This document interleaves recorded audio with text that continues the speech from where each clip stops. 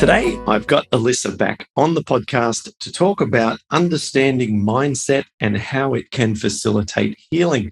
Now, Elissa is a personal development coach, mindset coach, goals coach, and she has been instrumental in helping people within our support group, that's rheumatoidsupport.com, in being able to address the non-physical side of rheumatoid arthritis.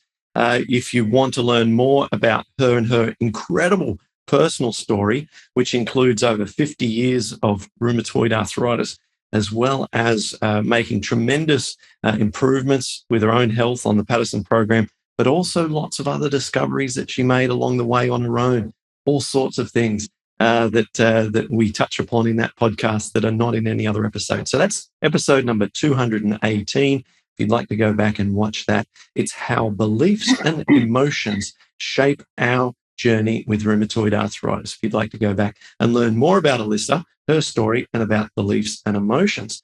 Today, we're going to talk about mindset and how it can facilitate healing. If we don't get mindset right, it's like a stack of cards, isn't it, Elissa?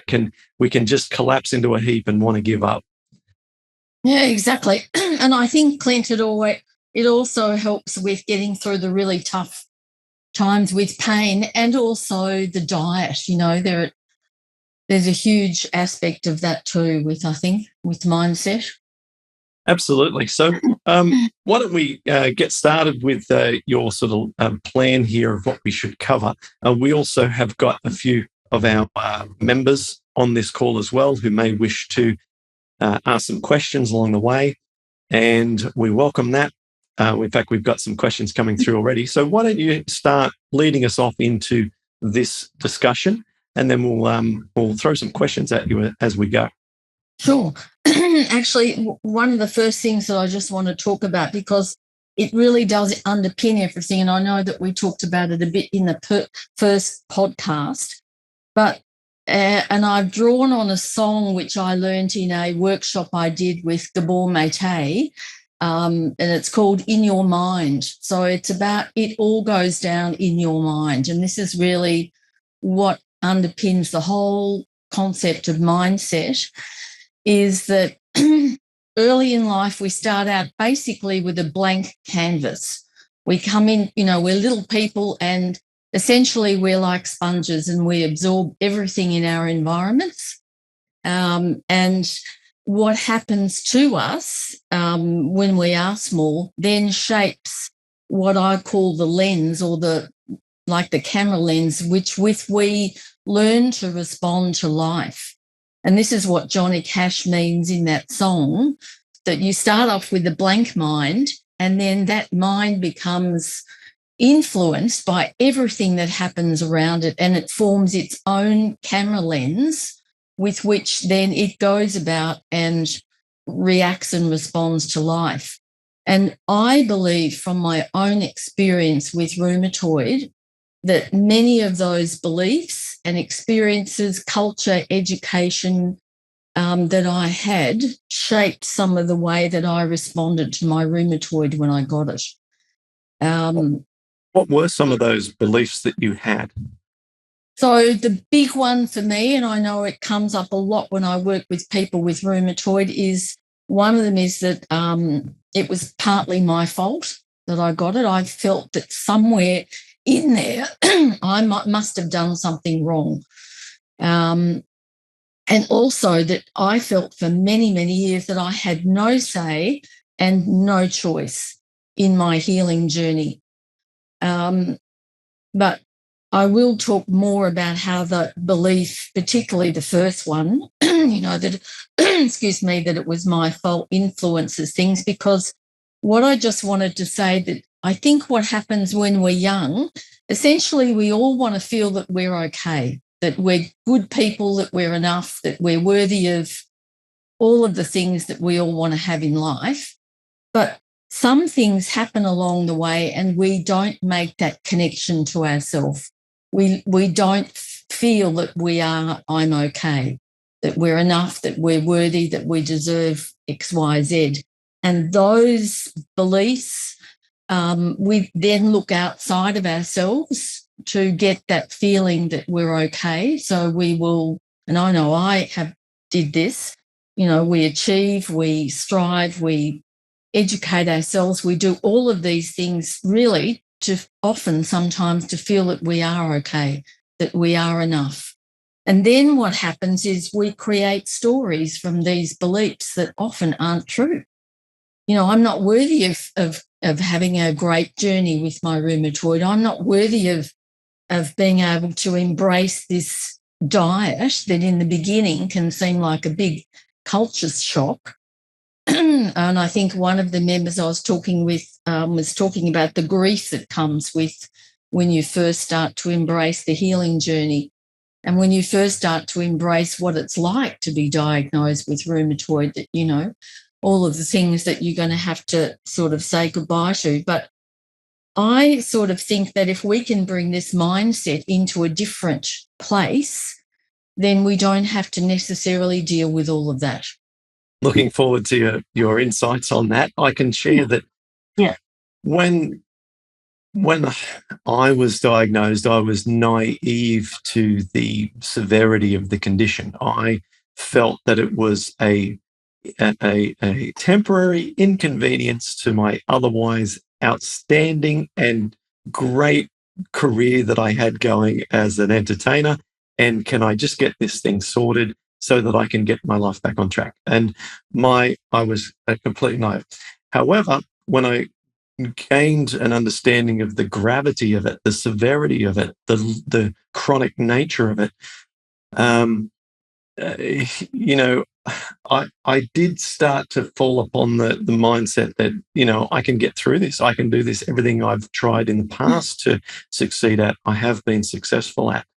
So that was very challenged over the years, countless numbers of times. But, what got you through those times? The support of people around me was one of the major things. My parents have always basically considered, they've really just put me on a pedestal in terms of, telling me how good I am, telling me I can achieve things, telling me that I'm, giving me that sort of love and support.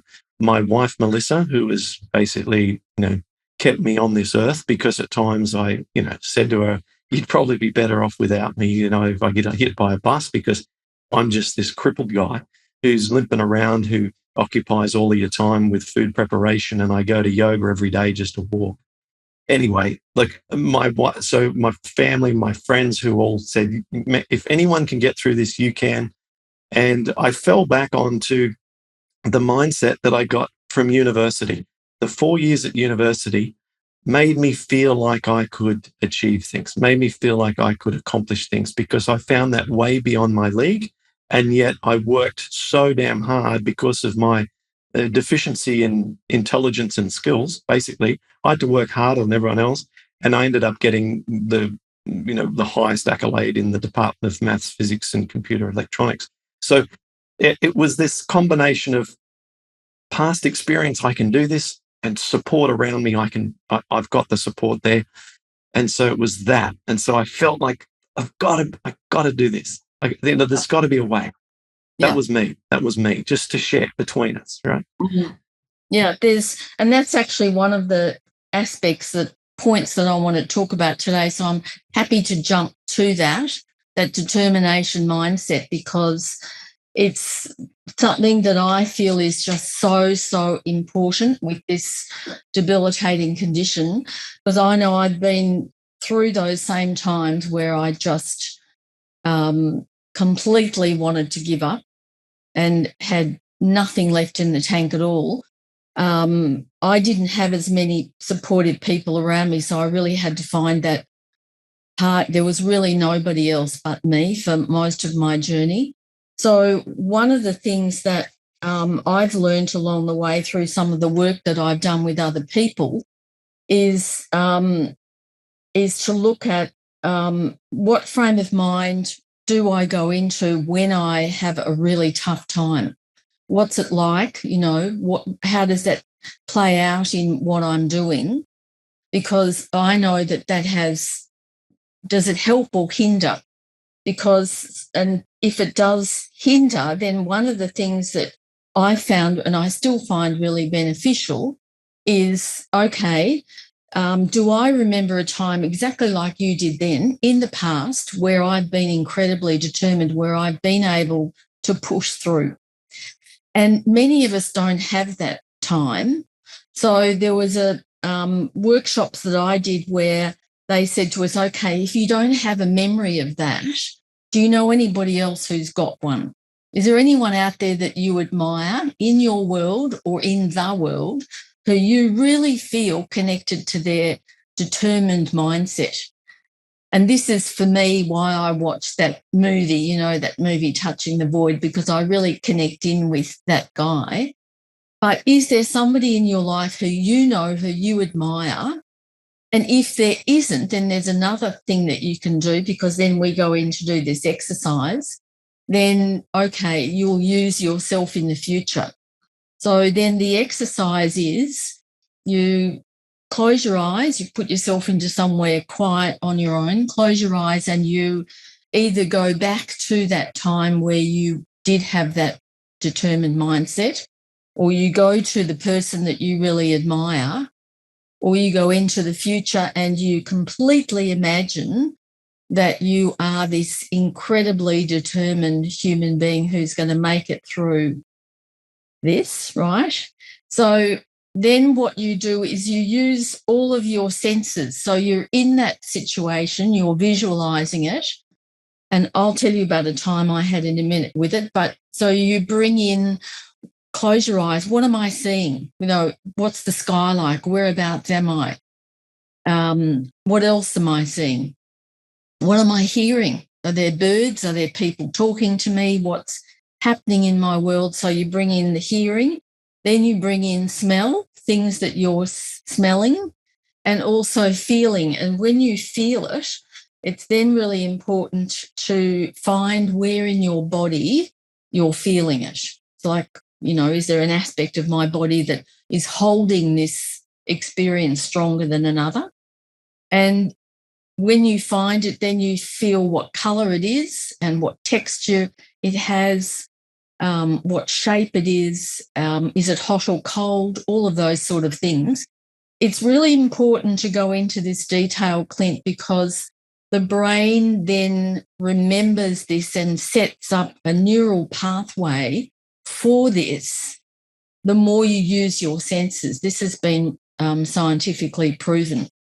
And so it's really quite amazing, quite fun to do, particularly, I used to go back to a time where I was rheumatoid free for 1 year, and I did massive amounts of gymnasium work and absolutely had a ball with physical exercise. And I can still, because I've done this exercise so many times, I can still bring it in right now and feel what it was like in that gymnasium where my body was really pumping and, I felt so motivated and so energized and so positive. And I know it sounds, there are times when I felt incredibly like I wanted to give up. And one of them was when I came into contact with the Patterson program and you. And I just thought, I can't do this anymore. I was terrified. I thought, I'm going to slip into the wheelchair frame of mind because when I was young, I was told I was going to be in a wheelchair by the time I was an adult. And so I call that my wheelchair mindset. And these are the times when you've really got to do this sort of exercise and I know it's harder to do it then, but the more you bring this mindset in, the more the brain remembers it, and it's like learning those times tables. Because then eventually what you want to be able to do is say, I'm having a shocking day today. I can't keep up with the diet or whatever it is. I'm going to quickly access that. I'm going to spend 5 minutes on it. I do it almost every day, that exercise. Gotcha. So let me just repeat back so I understand. So if we face a challenge and we feel overwhelmed and feel like giving up, then what we can do is reflect back to a time when we have overcome something, and it doesn't need to be anything to do with rheumatoid arthritis. It can be just where we've basically succeeded in some kind of area of our life. Or if we can't just think of one of those, we can look towards someone else and the way in which they overcome something. Or we picture ourselves in the future achieving something that of significance. And with all of our emotional states, we then engage in that. And then upon a few minutes of indulging in that, we tend to have, like a little exercise, have developed an ability to maybe then see a path forward, or at least be motivated or determined enough to take action. Yeah, it's really important to use the senses, Yeah. those 5 senses that we've got. And when I do the one into the future, and you can do it with anything. You can do it with your diet. You can do it with seeing yourself being able to move your knee. So you can really hone in on specific. Doesn't have to be the whole journey. It can be one very small aspect of it that you want to change. If you've got a sore knee, it could be, and you're working with someone like Carl, to move that knee. I used to work a long time ago with a man who was a neuroscientist who had a deep sea diving accident, and long story short, came up as a paraplegic from that. Because he was a neuroscientist and he spent 3 months in hospital, he decided that he was going to walk out of that hospital. So he spent the time visualizing each muscle that he needed to be able to use to move his legs, starting from his toe right up to his brain, where the motor section of the brain is. And he walked out of the hospital. Mm. And so I really do believe that this mindset, for me, it's also about doing it in small steps, Clint, that everyone doesn't think, well, I've got to achieve this huge thing, because Elissa's saying, focus on something small first. Yeah. So look at an aspect of yourself that you might think, well, I really don't have a belief. I really don't think I'm going to make it through this. I really don't have a belief that I'm going to get out the other end of this. I can't cope with the diet. I don't, I'm grieving too much loss of whatever food it is that you used to love or whatever. Well, you can take one small aspect of it and work on it with that. It's something that I really find extremely helpful. Mm. And I think that having an overarching, deep down belief system that we can be honest about helps us to identify things that are holding us back as well. And this is an exercise that I did in a session on mindset and strategy some months ago. I had everyone who attended that members call to enter in the truthful, most deepest, darkest, if you like, belief system or thought process that they repeat to themselves, and also one that's also a positive one. And we were seeing in that chat some really confronting and honest, dialogue that people repeat to themselves on a daily basis. Yeah. We're seeing things like, "Oh, I'm going to end up crippled," and people are repeating this over and over and over again in their mind. And things like, "I deserve this," came up. I deserve this. Yeah, and can you imagine how actually you had that, right? Yep. So I thought it was. I thought my rheumatoid somehow, and it's one of the things I want to talk about. One of the points that I put down was because the relationship that you have with yourself, and I know I brought this up last time, but if you do feel somehow that you deserve it, or if you feel somehow that you are wrong, and that's where the difference between shame and guilt comes in. Because if we do feel somehow there's a belief somewhere, then we create a story around that where I'm ashamed of my rheumatoid because I feel somehow I deserve it. I feel somehow I was wrong, therefore it happened to me. And if that story is there driving thought patterns, driving decisions, driving your healing journey, then it's got to come out, because the antidote to shame is sunlight. So it's about, I had to really own that. I had to sit down and close my eyes and breathe and meditate for a while and think, what is my deepest? And when did I first come into contact with that belief? Sometimes it's important for the unconscious mind to sort of have some connection in the present, to just go back and think, when was the first time you ever felt that belief, that, that limiting belief? That, because 90% of our day is spent reacting to the past, which is quite extraordinary. So what you're talking about, that simple exercise, is so potent. Well, the next part of that is to change that, because if we're running that same record over and over again, then it's very hard to heal. If you're telling yourself, even if it's non-verbally, if you're saying, I'm going to be crippled or I deserve this, then no matter how many blueberries you eat and how many squats you do, you're not going to get the life transformation that you're after. And so in the Anthony Robbins sessions that I've done over the years, and there have been many, the way he breaks this, or he has us all go through this process, is he actually has you use, and there's been no swearing in this podcast in the past, so I'm not about to start now, but you say that belief is BS, right? But you use the full expression and with as much passion as possible, because it is.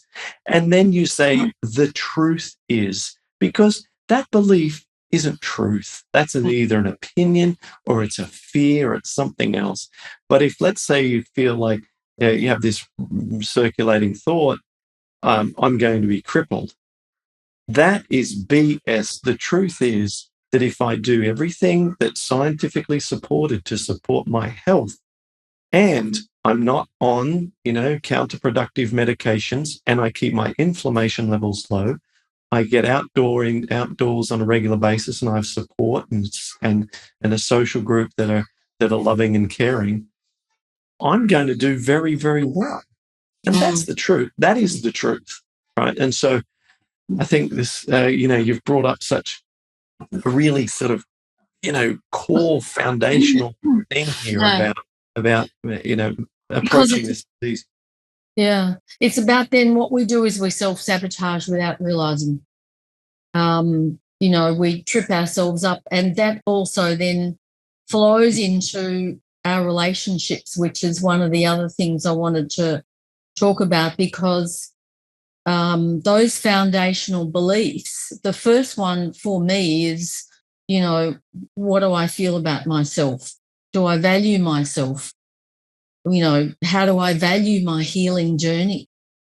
Is there really a part of me over there that, I'm just paying this lip service? And I've had experiences in working with people in clinic where I can tell pretty much straight away they're just ticking the box to see another person. They know it's not going to do anything. They're really sort of only half in it. And, and it's really sort of not addressing that really deep stuff. And some of the way that I work is unconsciously, so shifting that stuff on an unconscious level. But just getting back to the relationships, because it's really important. One thing that people can do is, first of all, and it's another exercise that you can do, is to sit down with pen and piece of blank paper. And again, like you said before, this is really honest stuff.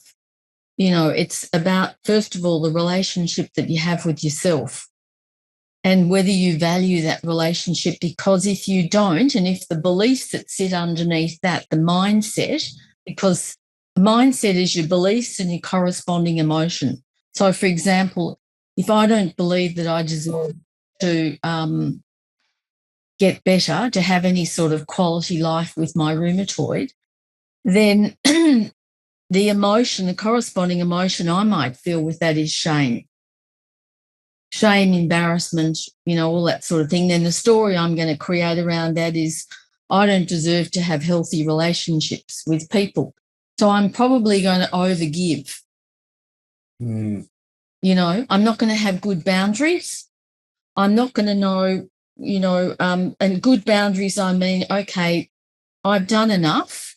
Now it's time for something for me.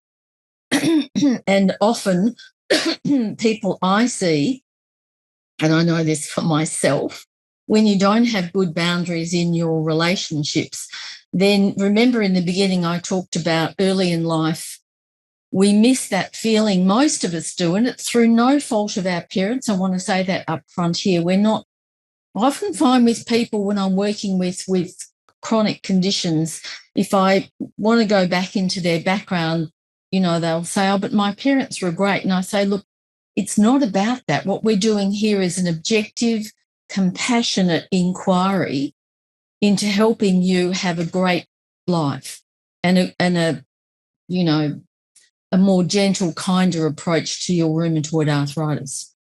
So what I then will get people to ask themselves is, what do you like in your relationships? Do you know when it's enough, or do you just keep giving in order to get that feeling that you're enough, that you're okay? Because that's what we do.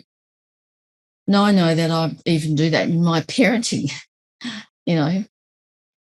overcompensate. So it's, it's about sitting there and looking at that and saying, well, why can't I say no?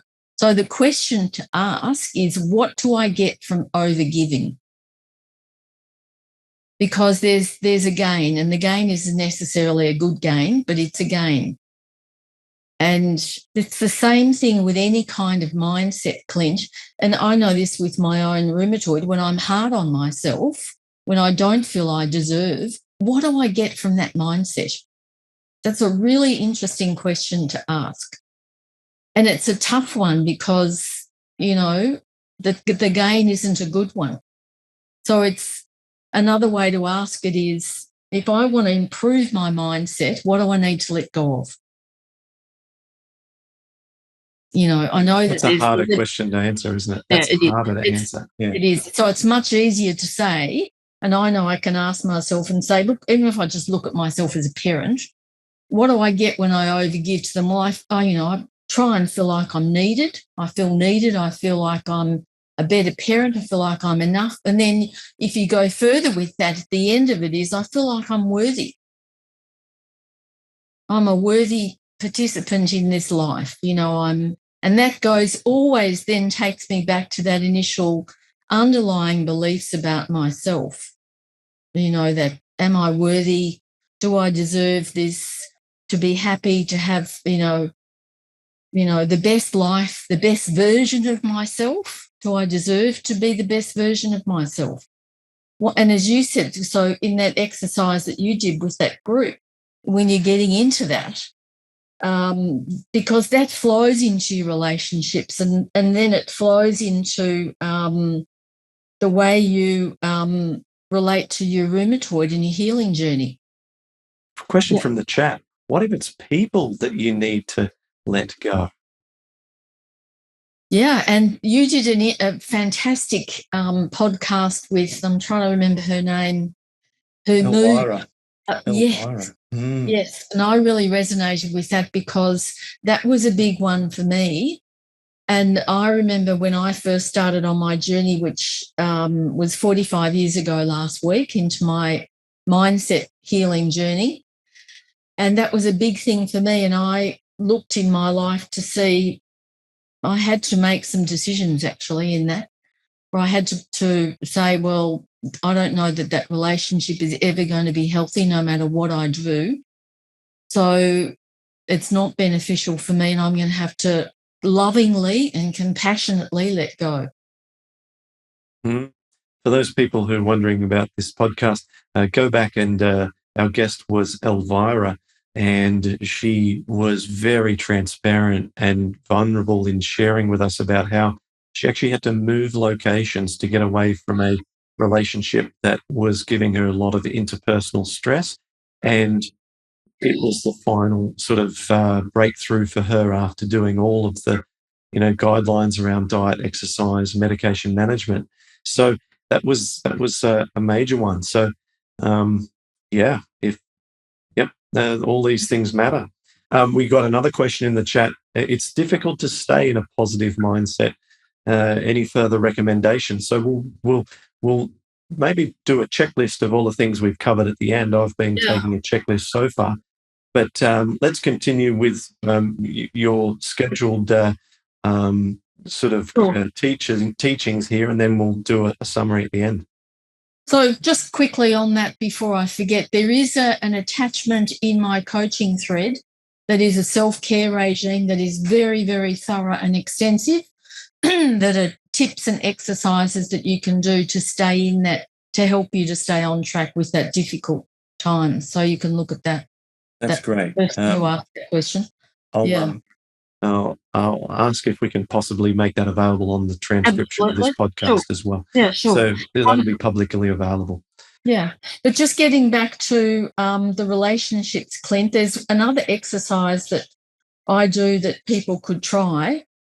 That is, you get an A4 sheet of paper and you put a circle in the middle and you say me. That's where you are in the middle. And then what I want people to do is to draw a circle outside of that and then a circle outside of that, and do about 5 or 6 of them. And then think about, just intuitively, write down a list of the people that are really close to you in your life, like your partner, your parents, close friends. And I want you to intuitively put them in the circles where they currently are. So if they're right up close to you in your circle, then you put them in there. Then on another piece of paper, repeat the same thing with the self in the middle, and then several circles going out, getting bigger from that. And then place those people where you think they should be for your self-care. So this is a boundary exercise. And it's about, well, okay, that circle is my innermost circle that's closest to me. That belongs to me. That's sacred. That's where I do my meditation. That's where I have my worthy beliefs. That's where I exercise. That's where I have my self-care time. That's me. But what you'll find to be really interesting is that, and I know I slip into this particularly being a parent, anyone who's a caregiver will know this, is that the circles are very blurred. And what it does when I first is, it just helps me to set boundaries, to look at it and think, well, maybe that person needs to be a bit further out sometimes, Maybe off the circle altogether. Yeah, maybe. Yeah, exactly. Okay, wonderful. Well, we've got the circle exercise to add to our list. I've got a list here of things that we've learnt so far, including some ideas that I've had over the years to add in, and we can maybe do a summary shortly and go through here all the things. Is there anything that we've missed, or there's some things that you want to add? There's the one thing I was thinking about. There's a John Prendergast has written a beautiful book called The Deep Heart. And in that book, he talks about, he's got a few really beautiful exercises that you can do with your limiting beliefs. And they're very simple meditations. That's great. What's his name? John Prendergast. Okay. Yeah. I think Gabe Golden did an interview with him. Oh. Yeah, which is really, and I think I actually did in one of my very first webinars, I did an exercise that he has, a meditation exercise that's called Tending Your Heart, that will be in one of the recordings that that we have up for me. Okay. But he's really good at just getting you to sit in a meditative state, and like you did with the group that time, that very similar exercise. But you can go, of course, deeper, and that's where I use, I use neural processes to shift. For some people like me, I really needed to shift them at a really deep level. For some reason, mine were just ingrained like concrete. Well, your challenges with your health began at a very young age, and so at that age, you're very, very susceptible to external influences and negative thought patterns and so on. Yeah. Okay, well, thank you, Elissa. Before I go and go through what I consider a sort of a note summary of what you've presented here, how do people get hold of you? So if they want to do a one-on-one session like this with you and get help? Sure. That's my website, which is elissalowenstern.com. And that sort of gives you, or I'm on, excuse me, Clint, social media. I'm on Instagram and Facebook, but my website's got, and look, I run workshops too, and as well as one-on-one sessions. The one-on-one sessions, I tend to go deeper into the limiting beliefs and shifting them at a subconscious level. And then bringing in the new, because as you said before, it's very important to identify what you want instead. Because often when I work with people, they know what they don't want. They don't know what they want instead. So if you feel you don't deserve something, or if you're ashamed of the way your rheumatoid affects your body, then how do you want that to be different? And when it is different, the question to then ask is, and how will your life be different when you have that? And that's where, again, that I use a lot of visualizations, because then you create that new life in a meditation. And you can actually, go to that visualization into the future of when I'm, at my gym when I was 16 years old, or when I'm my knees doing because I think the thing that I really want to finish with is that we just don't appreciate the power of our unconscious mind. It's a lot of it is so potent, and it can, little by little, small steps, change enormously how we, and the other thing too is, and I'm sure you feel the same, Clint, is that you do have to keep working on it.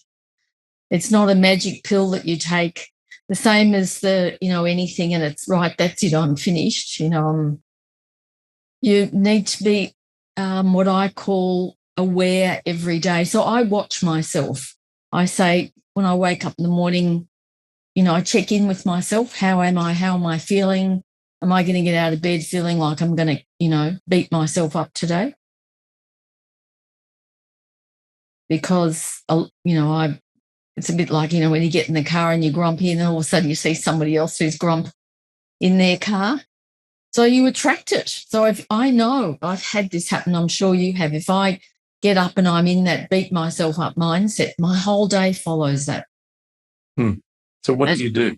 What do you do? Then I'll pull in and I'll do some exercises. I will, first of all, I might do a meditation, I'll, think to myself, okay, where's that belief coming from, Elissa? Okay, you don't need that anymore. You know what you can have instead.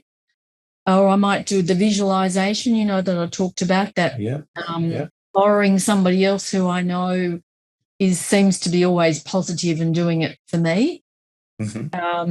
What I find is you need to do things now that are quick, like a check-in. We all don't have half an hour or an hour. So it's, and it's almost like another good thing that people can do is, when a kid is going to get a piece of china out of the cabinet and you quickly say, stop it. That's what you need to do. Red light, stop it. I'm not letting you go into that. I do that all the time. You are not going there. I'm not going to let you go down that one-way street of let's beat Elissa up today. She's got a sore joint, or she's not exercising properly, or she had a nut when she didn't want to, or, do you know what I mean? All of, because the choice that we are making on this rheumatoid journey is to facilitate healing so that we can be happy, confident, and be in charge, much more in charge of our rheumatoid, whichever, because there's going to be times where it's not, it takes over us. This particularly for people who are new into the program. And I found, particularly in the beginning with diet, that this mindset was really important in thinking the days when it was tough.